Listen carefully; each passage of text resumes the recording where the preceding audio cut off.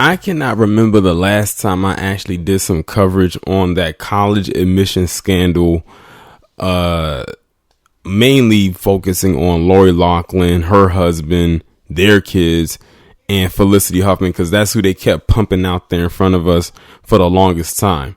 Well, I'm actually bringing it back into the fold now, but it's not going to be focusing on them. It's going to be focusing on someone who's not as known. As a matter of fact, he's not known at all, but he's going to be known for this. And if you remember the video I did way into last year when this scandal first came about, I had went through all of the names of the people that was involved, and this was one of the names that came up. And this man's name is Douglas Hodge, and he is a CEO of a global investment company called PIMCO.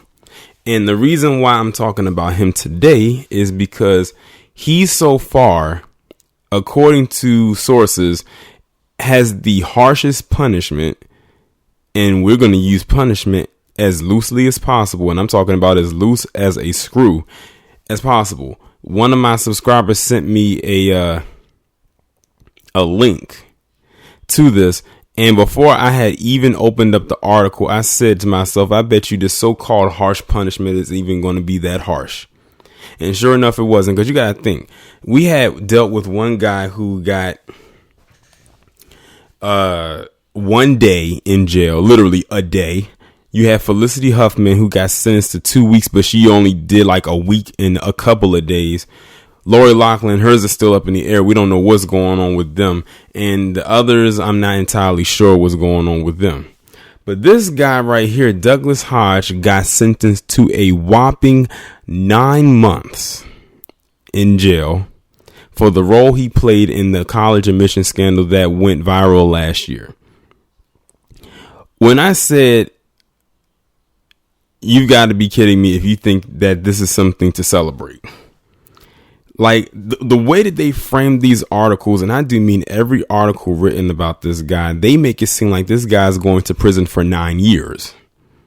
9 months is nothing. And who's to say he's even going to serve all 9 of those months? They was probably saying, well, at least he didn't get a day like that one CEO, and he's not getting a week and a few days like Felicity Huffman did, so y'all should be satisfied that he got 9 months. Let me tell you something. This was a federal level crime that each and every last one of these people committed, and none of them are getting the sentences that they should. So for them to sit up there and assault our intelligence and say that we should be proud or happy that this guy got 9 months.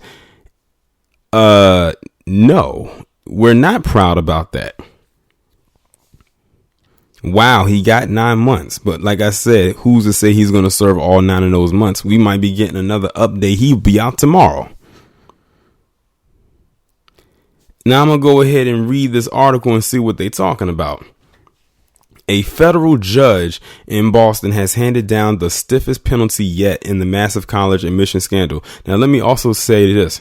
The fact that 9 months so far out of the 50 people that have been involved with this, and out of the now maybe 4 people that have actually been sentenced that we know of, and his was the harshest one, and it wasn't even a full year, that lets you know something. I'm still curious to know. I want to find out the black guy, the one who was like one of the little underlings to the main guy. I want to know what he's going to get, because I don't think they've even really talked about him. And I still remember his name. I don't know his last name, but I know his first name was Rudolph. I do know that. And he sticks out like a sore thumb. I'm very curious to see what he's going to get. Douglas Hodge, the former CEO of the global investment giant PIMCO, has been sentenced to 9 months in prison. U.S. District Judge Nathaniel Gorton also sentenced Hodge a 61 to 2 years of supervised release and 500 years of community service, and he must pay a fine of $750,000. Look at that. More slaps on the wrist. $750,000 to a former CEO of a global investment group. That is nothing to him. He probably already had that thing ready, and that check signed and ready to hand in before the ink dried on the dotted line, where it says signature, and paid in the order to whoever. Let's see, 500 hours of community service. He can knock that out. 2 years of supervised release. That just basically means once he gets out, it's almost like he's on a 2-year probation. That's basically it, and where he's being monitored, which is going to be up if they started after the 9 months. Let's say, I would say by 2023 or late 2022. The sentence is much less than the 24 months prosecutors were seeking for Hodge. Well, look at that. They were going to give him 2 years. Look at that. 2 years got reduced all the way down to 9 months. But it's also far longer than the sentences to date for others involved with the scandal. For example, actress Felicity Huffman was released after 11 days of a 14-day sentence. Now, mind you, like I said, she didn't serve her full 2 weeks. Who's to say this guy's going to serve the whole 9 months? He could, if we doing it like that, like I said, this guy might serve 1 month. And even then, that might be a stretch. And former Stanford sailing coach John Vandermoor did not face jail time. He was sentenced to 2 years of supervised release. Some 15 people have pled guilty and have been sentenced to date, according to the Associated Press. Last March, the Justice Department charged 50 people for their alleged roles in this fraud. Now, I'm not going to go and read into all that. We all know how all of that's going down. And mind you, like I said, when I did that video, it took me over an hour to put all of that stuff together. If y'all want to, y'all can go back and look at the video. It's still up there. It's way far back in the archives, but it is there. Let's see. In October, Hodge pled guilty to conspiracy to commit mail fraud and honest services mail fraud. I have in my heart the deepest remorse for my actions, he said in a letter to the judge last month. I know that I unfairly and ultimately illegally tipped the scales in favor of my children over others, over the hopes and dreams of other parents who had the same aspiration for their children as I did for mine. Yep, you and 49 other people. I am accountable for my actions and I'm prepared to accept the consequences of my wrongful conduct. He's most likely going to go to a club fed or a country club, sort of like what Martha Stewart was in. He ain't going to no Hardin jail or anything like that. His lawyers added that Hodge plans to redouble his efforts to create education opportunities for undeserved children. Amazing how he wants to do all of this now after he pretty much stole opportunities from quote unquote undeserved children. They pleaded for the court to hand down a just sentence that is sufficient but not greater than necessary. Prosecutors told the court that they considered Hodge among the most culpable of parents charged. They described him as a repeat player who engaged in the conspiracy over and over again for years. Well, look at that. So this man has been involved on a repeated basis, but he's just now getting caught. But they're only getting him now for the one that he's recently been caught in and not for the ones that he has been in trouble with before. Which lets you know they've been letting this man skate on by for the last couple of years. But this is that this time because he got caught up in a big scandal, they couldn't just let him walk freely. Them other ones, he probably was working as an individual and not as a group. Y'all get what I mean. According to prosecutors, in 2008, Hodge first paid for a Georgetown tennis coach to fraudulently recruit his daughter, making it easier for her to obtain admission to the elite university. As part of the scheme, the mastermind behind the cheating scheme, Rick Singer, fabricated the girl's tennis accomplishments. So Rick Singer, the same guy who's over this one right now, was working with this same guy back in 2008, which was 11 years prior. For example, the application claimed she had built a tennis court in a Cambodian jungle. Wow. Prosecutors said that Hodge carried out the same type of fraud 2 years later in 2010 to secure his son admission to Georgetown, claiming that he was one of Japan's top youth tennis players, even though he was not competitive in the sport. In 2013, his younger daughter was admitted to USC with an application that claimed she was a co-captain of a Japanese national soccer team, court documents stated. The next year, he agreed to pay bribes to get his son admitted to USC as a football recruit.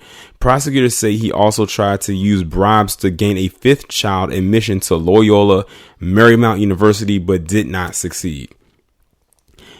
Now, this is the guy they gave 9 months. Now, you know what's so funny? All of this stuff are coming out right here about this one guy alone, even though he's not famous, actually makes me more I'm actually more intrigued by his stuff that's going on than Lori Loughlin and Felicity Huffman. The only reason they got all of that attention is because of who they are. They're Hollywood actresses. But this guy right here, just that last part alone, he went over and above and beyond to get his kids into these schools, snatch the opportunities from other people, and embellish the hell out of his children's so-called achievements. One built a tennis court in Cambodia. Another one was a youth coach or whatever for a Japanese tennis team. What?